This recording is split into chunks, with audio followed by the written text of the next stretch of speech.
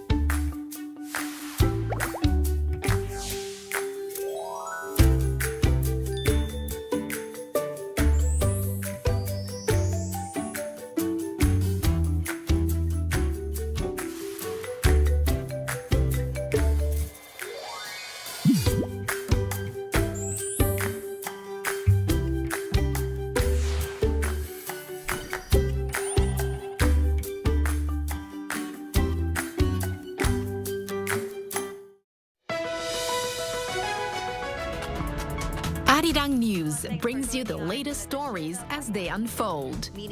With a clear, anchor-driven format, we deliver the essence of key domestic issues, global diplomacy, culture, and economy. On-the-ground reporting provides prompt yet reliable analysis. Connecting the world through objective coverage. Arirang News. A new concept talk show that captures the pulse of our times, The Agenda. It's crazy. Discussing key issues that we need to know in this fast-changing world. A wide range of AI. The hosts draw on their expertise and experience to make complex topics engaging. From politics to culture, discover new perspectives and answers. Because if it's good quality. Meet the latest manufacturing trends on Smart Biz accelerators. We visit SMEs targeting the world market and highlight their advanced technology and manufacturing processes. Fresh ideas and future strategies inspired by innovative companies that have shown consistent growth. Explore the dynamic business scene. Perform Arts Reload invites you to the stimulating world of performing arts.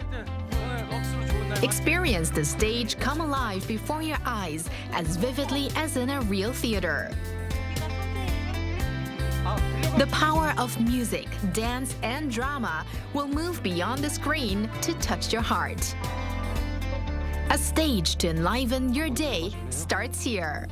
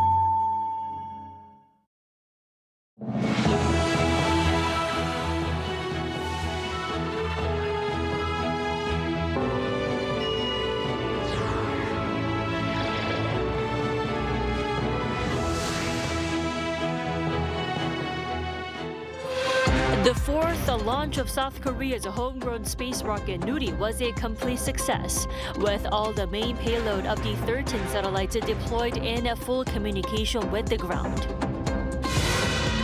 Reflecting on his recent trip to the Middle East and Africa, President Lee Jae-myung has stressed the global interest and the importance of Korea's defense industry amid global instability. The Bank of Korea has decided to leave its interest rate as it is to safeguard financial stability amid a weakened local currency and an unstable local housing market. The central bank believes South Korea's economy will expand by 1.8% in 2026. 5, 4, 3, 2, 엔진 점화.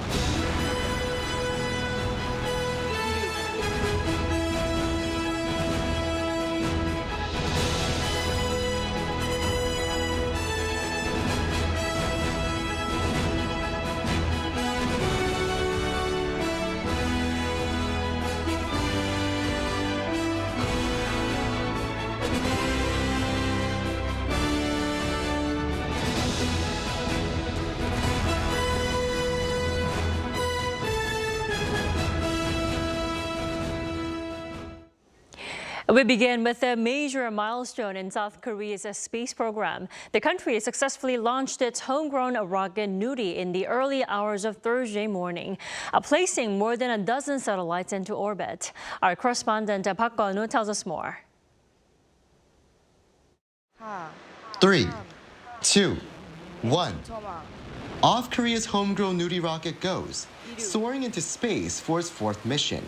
Lifting off from Gyeonggung County in Jeollanam province in the country's southwest at 1:13 a.m. on Thursday. This liftoff came 18 minutes later than scheduled, after an abnormal signal was detected in the umbilical retraction pressure sensor.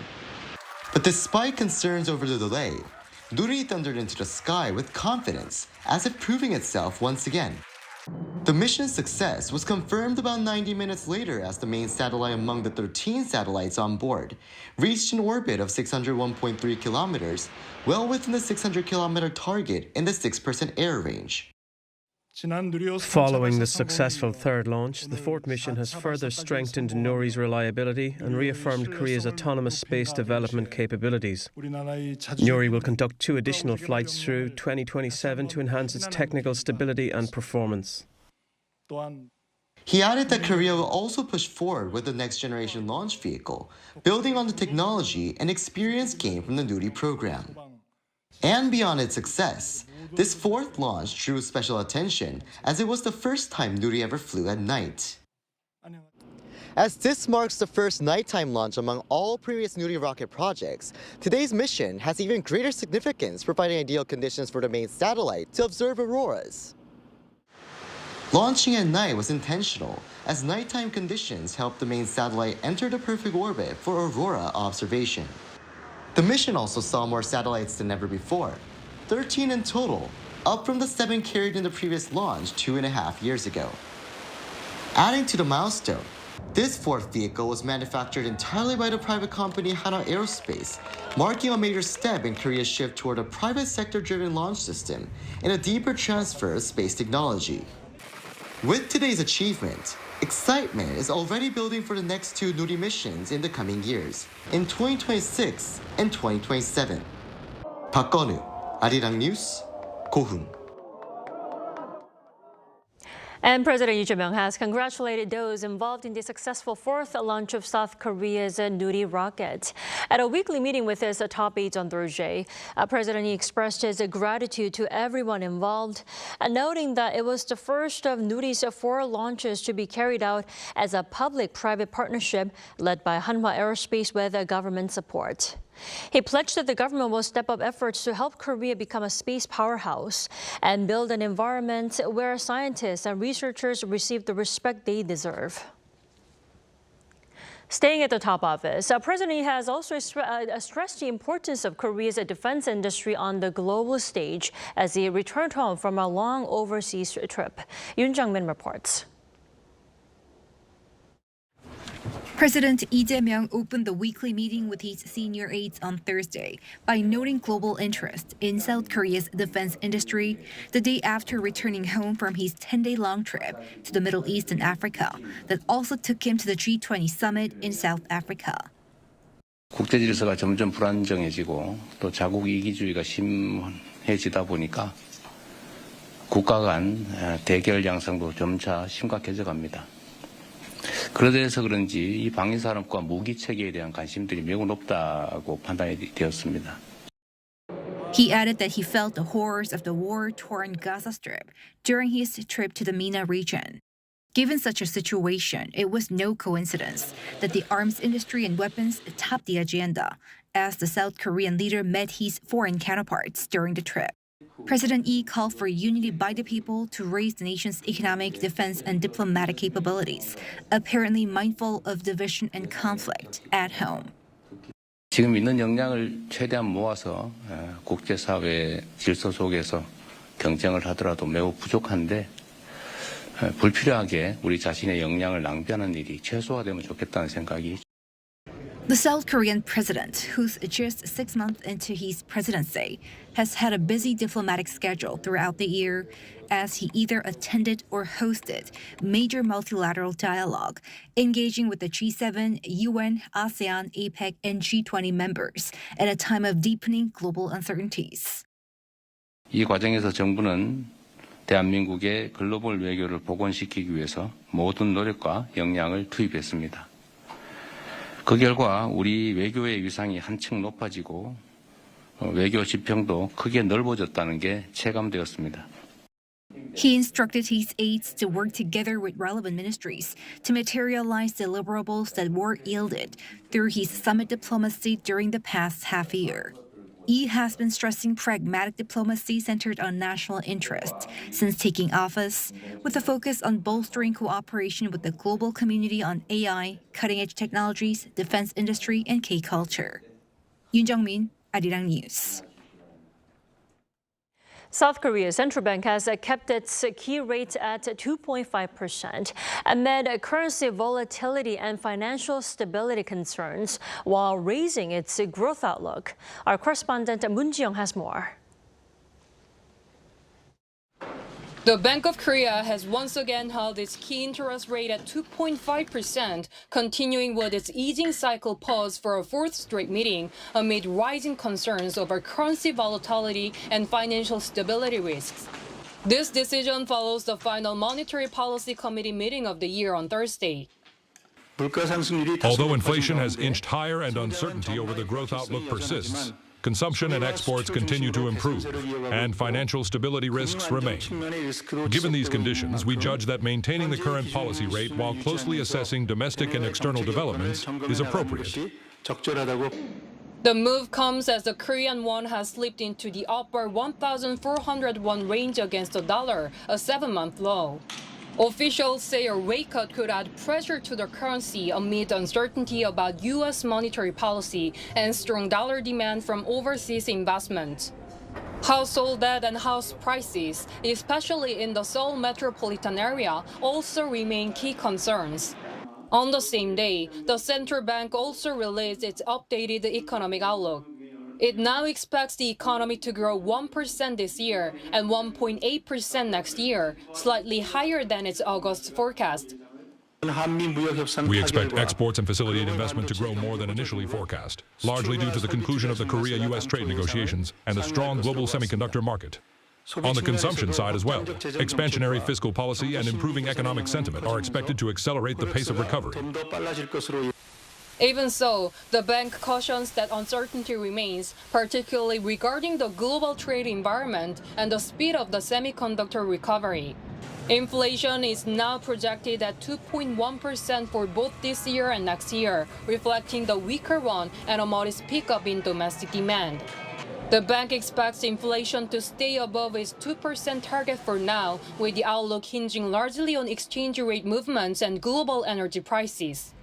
The Korea-U.S. key rate gap currently stands at 1.5%. With the U.S. Federal Reserve meeting next month, markets are watching closely for any shift in U.S. rate policy. The Bank of Korea is maintaining a cautious stance, and while rate cuts remain on the table, any further move will depend on growth, inflation, and financial stability in the coming months. 문지영, Arirang News. Naver, South Korea's largest search engine, and Dunamu, the operator of the country's biggest crypto exchange Upbit, have announced a massive investment in AI and Web3 technology. This comes just a day after the companies began merger proceedings, which incorporates Dunamu into the Naver group. Ian-jin has the details. Naver, the operator of South Korea's largest internet portal, its fintech subsidiary Naver Financial, which handles the country's largest annual payment volume of over 30 trillion won, and Dunamu, the operator of the country's biggest crypto exchange Upbit, held a joint press conference Thursday morning and said they will invest 10 trillion Korean won, or nearly $7 billion over the next 5 years, as they seek to better respond to rapidly changing global tech trends. This announcement follows each of the three companies holding board meetings on Wednesday to approve the merger that would incorporate Dunamu into the Naver Group through a comprehensive stock swap, and said they will consolidate each company's capabilities to pursue global expansion. The three companies said they plan to work together on designing a next-generation financial infrastructure that combines AI and blockchain technology, intending to establish a new platform that extends beyond payments that can cover the broader financial sector and even everyday lifestyle services. When the merger of the three companies is completed, the deal will create a mega fintech company with a combined value of 20 trillion won. The merger would extend Naver's influence from search, content, e-commerce, and fintech into the cryptocurrency sector. Ian-jin, Arirang News.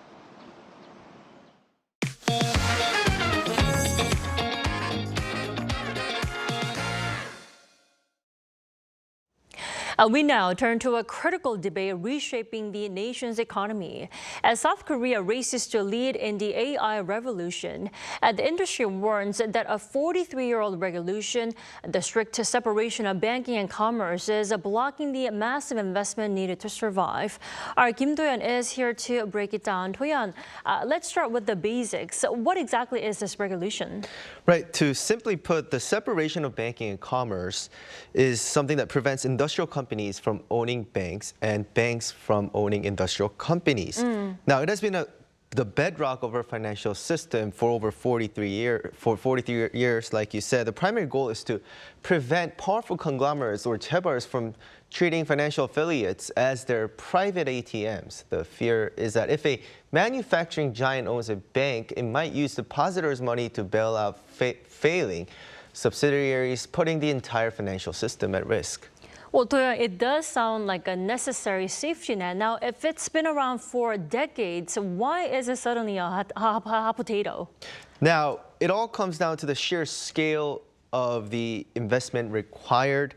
Now, we're entering an era where conventional funding methods can't really keep up with the investments needed to boost AI technology, right? So the debate intensified last month after President Lee Jae-myung met with OpenAI CEO Sam Altman, alongside leaders from Samsung and SK, the two biggest chip makers in the country, of course, and among the top in the world. Now, following that meeting, the president signaled that the status quo was no longer sustainable. Take a listen.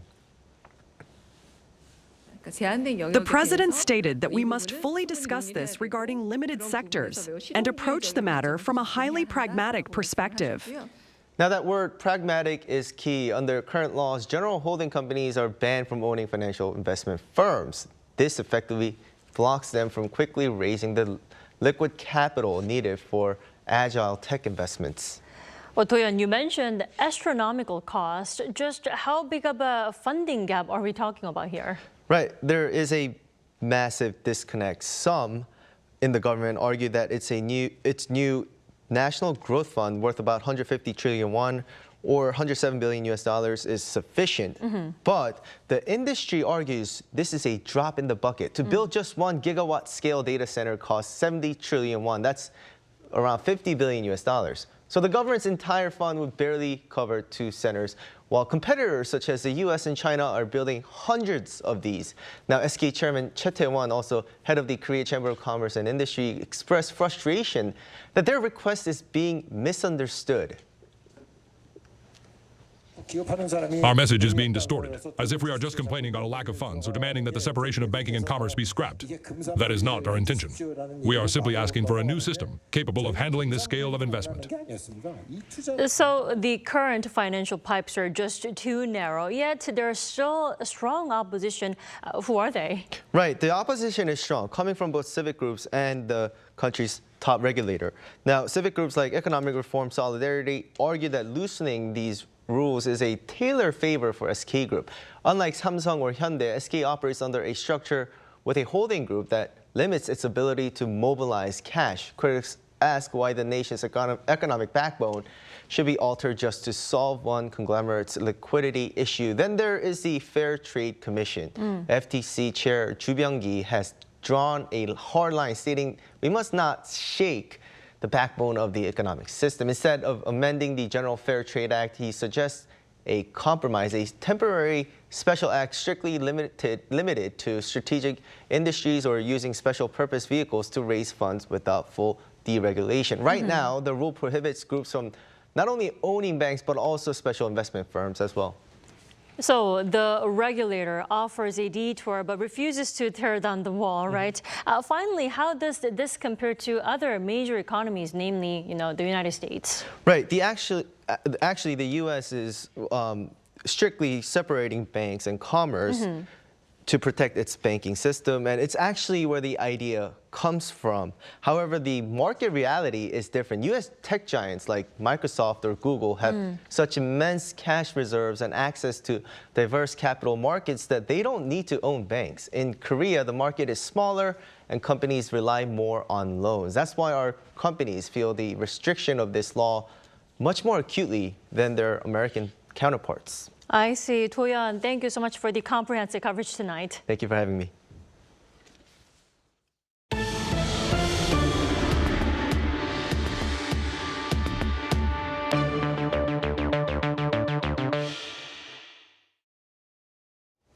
Now, turning to the National Assembly, a plenary session kicked off this afternoon to address a number of bills, including a high-profile motion to arrest the former floor leader of the main opposition party. Our Moon Hae-ryun has the details. The National Assembly held a vote on a motion to arrest Chu Kyung-ho, the former floor leader of the People Power Party. The session began at 2 p.m. on Thursday, and the vote on the motion, conducted by anonymous secret ballot, passed with 172 votes in favor, 4 against, 2 abstentions, and 2 invalid ballots out of 180 lawmakers present. Chu was accused of interfering with the Assembly's vote to lift the December 3rd martial law declaration last year. Under the Constitution, sitting lawmakers cannot be arrested or detained during a session without parliamentary consent. When prosecutors seek an arrest warrant for a lawmaker during a session, a motion to arrest must be approved by the Assembly. The motion passes with a majority of lawmakers present and a majority of those present voting in favor. As the ruling Democratic Party supporting the motion holds the majority, its approval was widely expected. With the motion approved, Chu will undergo a hearing in court, where he will face a pre-arrest interrogation to determine whether a detention warrant will be issued, a session expected to be scheduled for early next month. Lawmakers also reviewed 7 public welfare bills, including the so-called K-Steel Act, which would establish a presidential committee to strengthen the nation's steel industry and provide subsidies, loans, and tax benefits for green steel technology and investment. The Democratic Party had initially sought to pass around 90 bills, but reached a compromise with the People Power Party to take up the remaining measures alongside the national budget on December 2nd. National Assembly Speaker Woo Won-sik urged both parties to prioritize public welfare over political clashes as the budget deadline nears. Instead of sparring, I ask both parties to do their best until the end to secure every possible budget for the people. The session took place amid heightened tensions over calls for a parliamentary investigation into the Daejang-dong real estate scandal in Seongnam during President Lee Jae-myung's tenure as mayor. Moon Hae-ryun, Arirang News. South Korea's Ark and Cheonghae units will continue to be deployed for 1 more year.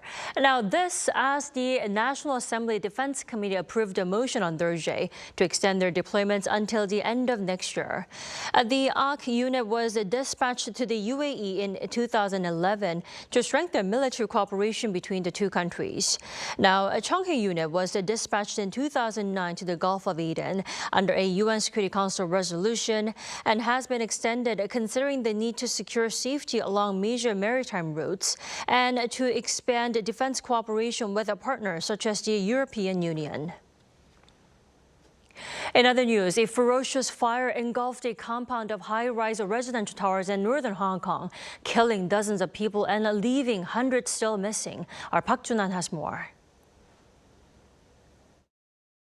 At least 55 people have died and hundreds are still missing after a major fire tore through several high-rise residential buildings in Hong Kong's northern Tai Po neighborhood. Authorities expect that the death toll may rise as many people who were recovered are severely injured, as well as those still missing. The fire broke out on Wednesday at the Wong Puk Court housing complex, a cluster of 8 blocks with almost 2,000 apartments, which are home to more than 4,600 residents, nearly 40% of them elderly. Hundreds of residents had to be evacuated after the fire spread across 7 of the 8 towers. While the direct cause of the fire is unknown, investigators claim that certain materials on the building's exterior walls did not meet fire resistance criteria. In what appears to be the city's deadliest fire since World War II, the authorities said they will make every effort to halt the blaze. I take this incident with the utmost seriousness. I have instructed all government departments and units to make every effort on multiple fronts. Our top priority is to extinguish the fire and rescue the trapped residents. As the search for missing persons in the ongoing fire continues, Chinese leader Xi Jinping expressed his condolences and has allocated 2 million yuan, or around 410 million Korean won, to Red Cross emergency aid. The U.S. Consulate General in Hong Kong and Macau and the British Foreign Secretary offered their condolences on social media to those affected by the deadly fire. As the fire spread in what the authorities described as an unusual manner, a criminal investigation was launched, and 3 men from the building's construction company were arrested on suspicion of manslaughter. They include 2 directors and a consultant accused of gross negligence. While rescue efforts are still ongoing, evacuated survivors are painfully awaiting the fate of their missing loved ones. Park Junan, Arirang News.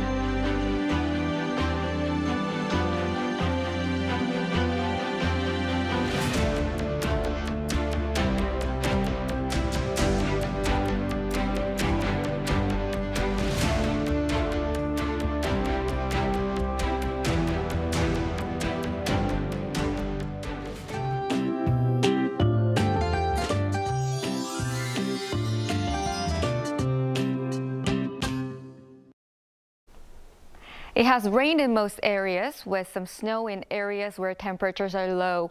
Heavy snow of up to 10 centimeters will pile up in the mountainous areas of Gangwon-do province. With a heavy snow advisory in place, this rain and snow will stop by tonight.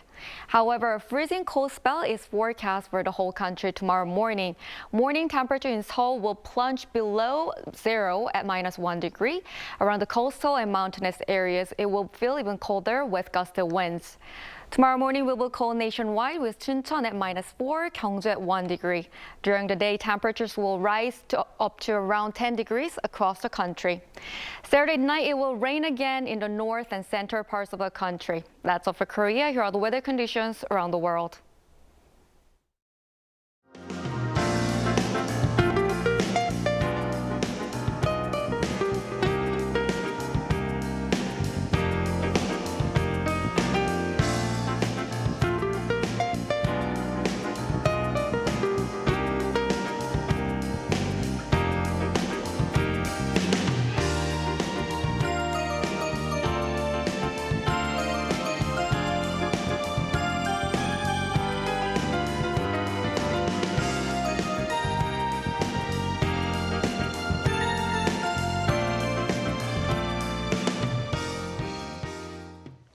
That is all we have for tonight. I'm Kim Dami. From all of us here at Arirang, thanks for watching and good night.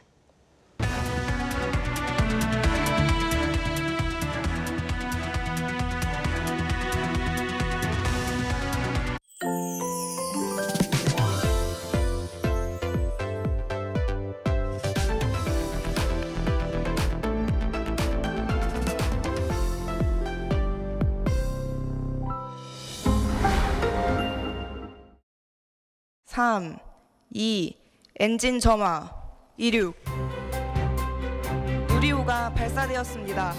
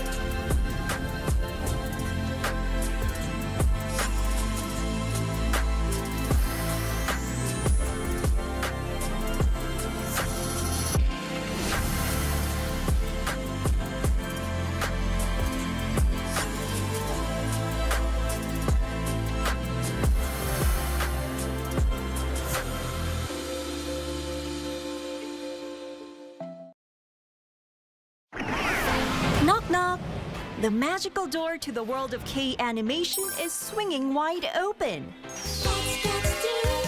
Meet your instant new BFF, the adorable Catch. Tina Ping will have you hooked from the very first glance. need a hand? Our Robocar Poli Rescue team is always zooming in to save the day. How about tagging along on Pinkfong and Pal's super exciting quest to reclaim their lost magic?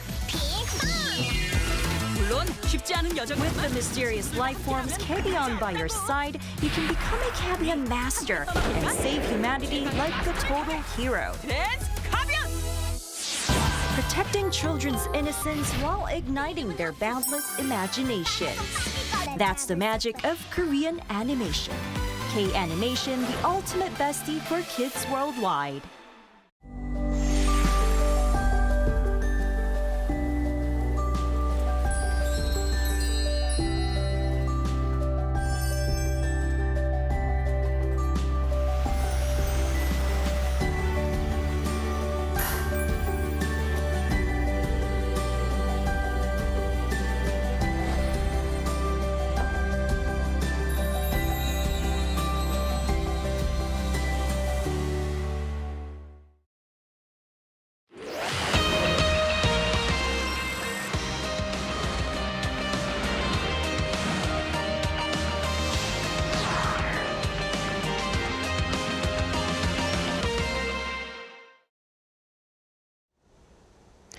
Welcome to Within the Frame, where we bring the most pressing issues across the globe into focus. I'm Kim Mo-gan.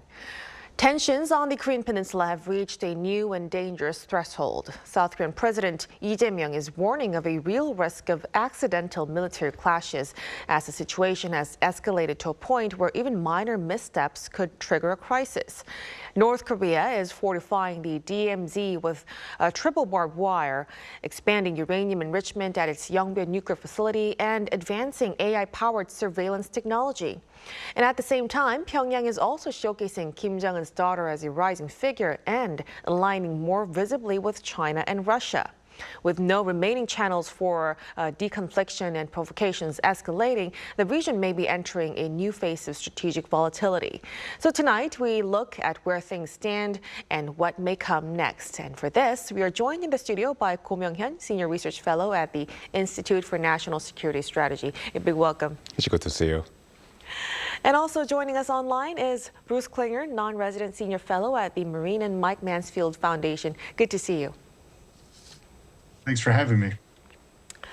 So let's begin with Dr. Go with the big picture first, of course. So recently, President Lee told reporters that the inter-Korean relations have reached a dangerous adversarial state where an accidental conflict could be possible.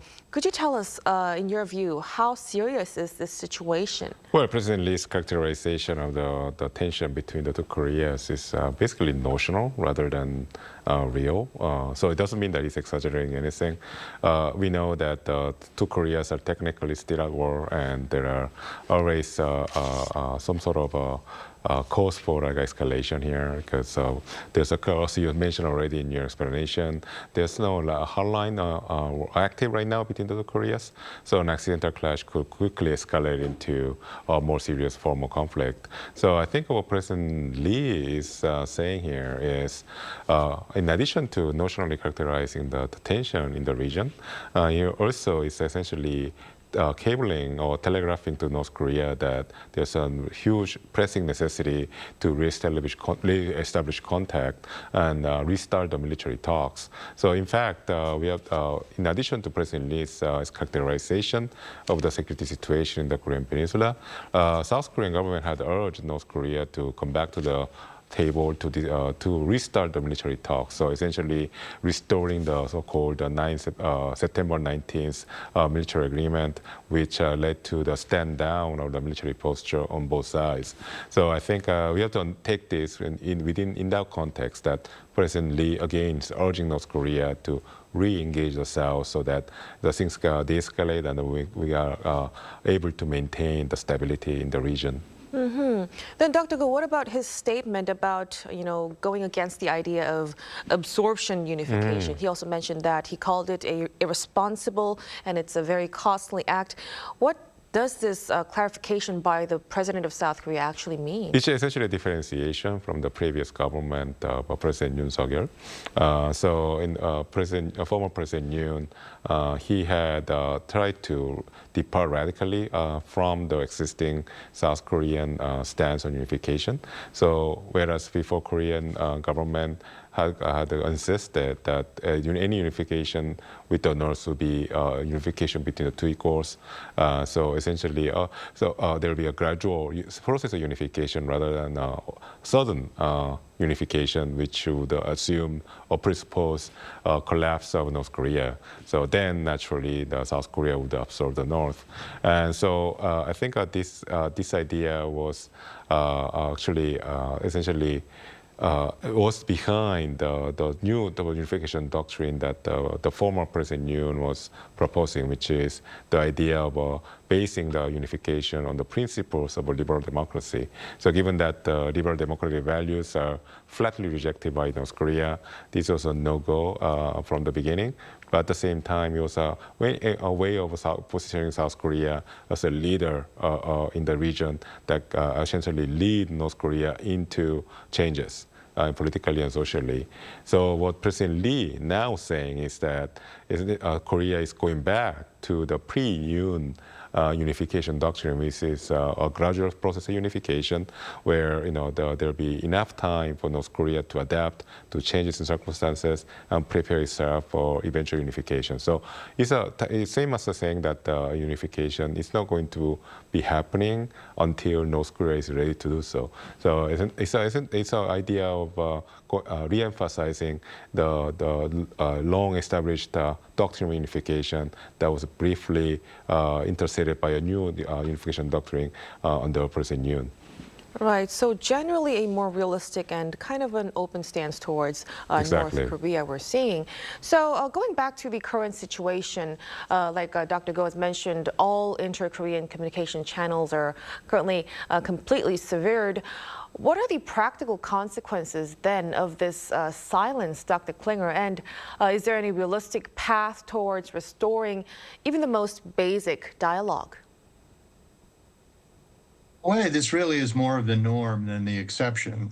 We haven't had any contact by U.S. diplomats with the North since October 2019 meetings in Stockholm, and a similar gap in discussion between the Koreas since then as well. So, and even before the surge in engagement in 2018, 2019, there had been years of lack of contact between the Koreas. So, unfortunately, it tends to be the standard status quo rather than the surge in engagement. The danger, as Dr. Go has pointed out, is that there's the risk of inadvertent clash because North Korea has repeatedly conducted provocations against the South. The Koreas abrogated the Inter-Korean Comprehensive Military Agreement. So even if we can't get to discussions about denuclearization or other issues, both Washington and Seoul have sought engagement with North Korea to discuss, if not a formal resumption of the Comprehensive Military Agreement, at least measures to reduce the likelihood of inadvertent clashes. The problem is that North Korea literally won't pick up the phone, so it's hard to have any kind of engagement or even threat reduction action if there is some kind of tension on the peninsula. Now, that has led some to argue that we should offer yet more concessions to North Korea simply in the hope of getting them back to discussions, if not the negotiating table. But I disagree with that. Washington and Seoul have both made many concessions over the years to little effect, and I don't think we need to offer yet more to North Korea because it's Pyongyang that is in violation of UN resolutions and the Korea that has conducted repeated military provocations. Thank you for that, Dr. Klinger.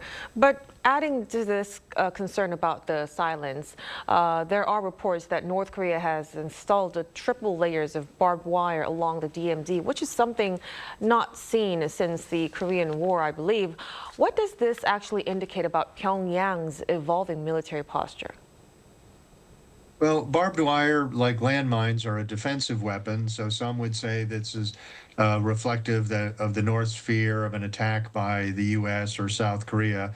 But I think that's a quite debatable point. But it really is a visible manifestation of North Korea's resistance, reluctance, refusal to engage with South Korea. And it goes along with Kim Jong-un's declaration that the Korean Peninsula is not one country, but is two very separate warring states. And it really is a physical rejection of engaging with the South or hopes for reconciliation, let alone reunification. So it just shows that the grounds for engagement with North Korea right now are not very good. Well, it seems that it will take some time diagnosing from this current point. But let's turn to the nuclear front, Dr. Go. So satellite imagery lately shows that new construction is seen around a suspected uranium enrichment facility in Yongbyon. How serious is this in terms of North Korea's nuclear capacity, and how would you read into the messaging? I think when it comes to qualifying North Korea's nuclear threat level, I think it's already way beyond the level of worrisome. I think it's already very critical. And we know that North Korea had been engaged in so-called the mass production of nuclear materials and nuclear weapons for a while. So that means that they need to expand the physical manufacturing base to produce more nuclear fissile materials. In this case, probably uranium enrichment facilities. So it is likely that North Koreans are installing more enrichment centrifuges in Yongbyon. And then, personally, my major concern would be the construction or manufacturing of a new centrifuge machines, incorporating advanced materials that probably they receive from Russia. So, for instance, we know that last month, actually 2 months ago, when before Kim Jong-un went to Beijing for the Victory Day parade, he showcased another brand new ICBM model, the Hwasong 20. And Hwasong 20 was made of composite materials, and these are very light and strong materials that are not based on steel. And so they can also use the same composite materials to make centrifuges, which actually increase the productivity of these centrifuges to enrich uranium, meaning they can produce more massive quantities of uranium, which are necessary to produce more nuclear warheads.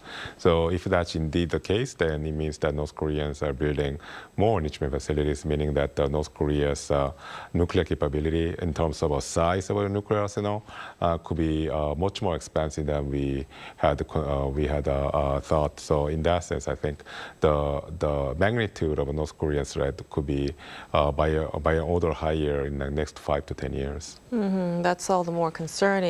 But Dr. Go, alongside these conventional threats, there are also concerns about North Korea making unexpected progress in terms of AI, especially in facial recognition and also voice synthesis. What kind of security challenges could this actually raise? Well, at the most, like a nominal level, face recognition means better surveillance and control for the North Korean regime. That's exactly the type of technology that the Chinese are very advanced at, and also which being widely used everywhere in the world for security purposes. So that's the use of AI technology in the face recognition. And second, about the use of AI for voice synthesis. We know that North Koreans have been using AI technology for like social engineering to engage in hacking against, say, like the IT companies as well as cryptocurrency exchanges. So it means that North Korea could really kick into high gear the use of AI for their nefarious, illicit purposes. That's the major concern. But at the same time, I think it doesn't mean that North Koreans is a superpower when it comes to AI. It only shows that how flexible and accessible AI technology is. Right now, even individuals can make use of AI. So it's not a surprise that North Koreans themselves are, as a country, is making use of AI. But then the concern is that when we combine North Korea's state-level capability with AI technology and they focus that capability on carrying out criminal activities, especially in the for financial purposes, then could really again exponentially increase the damage caused by North Korea's hacking, North Korea's theft of cryptocurrencies, and so forth. Right. So all of these concerns and developments from North Korea seems to be coming from its collaboration and cooperation with China and Russia. So Pyongyang seems to be leaning more heavily on those two countries, which some people are calling the so-called An-ro-kyung-jung strategy to obtain security from Russia and economic benefits from China. Dr. Klinger, how viable is this model, and does it give North Korea some meaningful strategic leverage, do you think? It certainly benefited North Korea economically as well as militarily. So the North Korean economy is always in very dire straits. But in the last few years, particularly with the engagement with Russia, North Korea has received massive amounts of food and fuel and funding and perhaps military technology in return for sending large amounts of artillery shells, artillery weapons, missiles, as well as North Korean troops. So that has really enabled North Korea to mitigate the impact of international sanctions, which are not being very strongly enforced anyway. And also there has been some re-engagement with China on, or resurgence of North Korean trade with China. So North Korea feels it's in a much stronger negotiating position or a much more strategic position than it was several years ago. Because, estimates vary, but North Korea may have received up to $20 billion in return for the weapons that it sold to North Korea. And this is a country with a GDP of about $29 billion a year. So significant help, along with North Korea's cyber capabilities and its cryptocurrency thefts.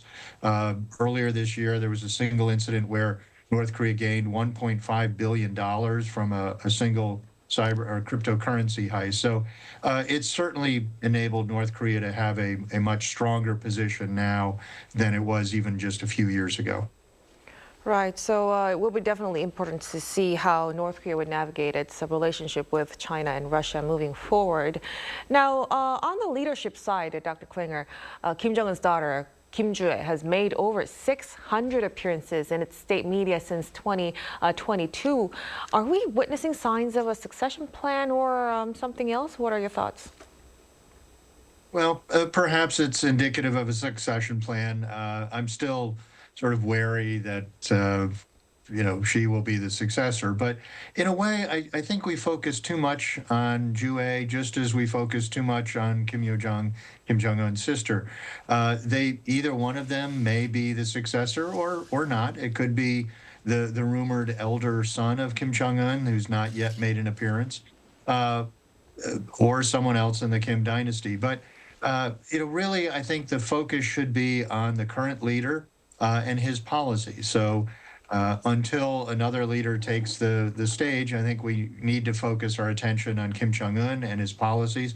And there is no indication that there will be any change in policies or strategies by North Korea if Kim Jong-un leaves the scene and either his daughter or his sister or someone else takes the scene. Just as there had been a lot of speculation when Kim Jong-il assumed power in the 1990s that some even asserted he was a bold economic reformer, and North Korea was on the cusp of implementing massive economic reform and that there would be changes in strategy. And we heard the same language when Kim Jong-un assumed power. So I think we focus on the leader of today and the policies of today. Right, a very important point you're making. We have to focus on how Kim Jong-un would rule his regime currently. Now, looking ahead, Dr. Go, North Korea will close out the year with a major party plenary, and also it will be followed by next year's Congress. What kind of signals do you think we should be watching for? Yeah, I think it's going to be interesting to start the guessing game about what North Korea could say in the upcoming event meeting. The reason is because both United United States and South Korea, and perhaps even China, were working really hard behind the scenes to set the stage to restart the dialogue with North Korea. So we know that from media reports that South Korea is expecting some sort of outcome to come out of the planned meeting between President Trump and President Xi next year in Beijing in April. And then in addition, there's been already some comments that the next year's joint military drills between South Korea and the United States could scale down. I think this was hinted at by the Minister of Unification, Chung Dong-young. So, and that joint military exercise is scheduled to take place in March. So, and these are all like public signals. These are all information well known, and not just us, but to North Korea as well. So I think North Koreans could start making calculations. And some of the understanding about North Korea's decision-making process is that it's a function of their relationship with Russia. And their relationship with Russia, in turn, depends on the ongoing war in Ukraine. So now that we have seen that there could be some, hopefully, some sort of a ceasefire between Ukraine and Russia, that this could quickly affect North Korea's calculation regarding their relationship or like non-unlimited partnership with Russia. Because I think, despite what people say about the closeness between Moscow and Pyongyang, at the end of the day, it's driven by the transactional nature of these relations. That Russia depends on North Korea for the weapons above anything else. So if the war in Ukraine ends, then there's be necessity on the part of Russia to rely on North Korea, which could compare or create the need for North Korea to find new interlocutors, and that's when the United States could come in again. So, and I think this is the reason why there are so many different factors that could speed up the engagement between Washington and Pyongyang next year. So in that sense, I think North Korea could be making some moves, and that such move could be hinted at the upcoming plenary meeting. Definitely. So we'll be watching closely not only on North Korea's next direction, but also the geopolitical landscape, including the war in Ukraine and Russia. We'll have to conclude our discussion here at this point tonight. Thank you so much for your insights, Dr. Go. My pleasure. And of course, Dr. Klinger, we really appreciate it. Thank you very much.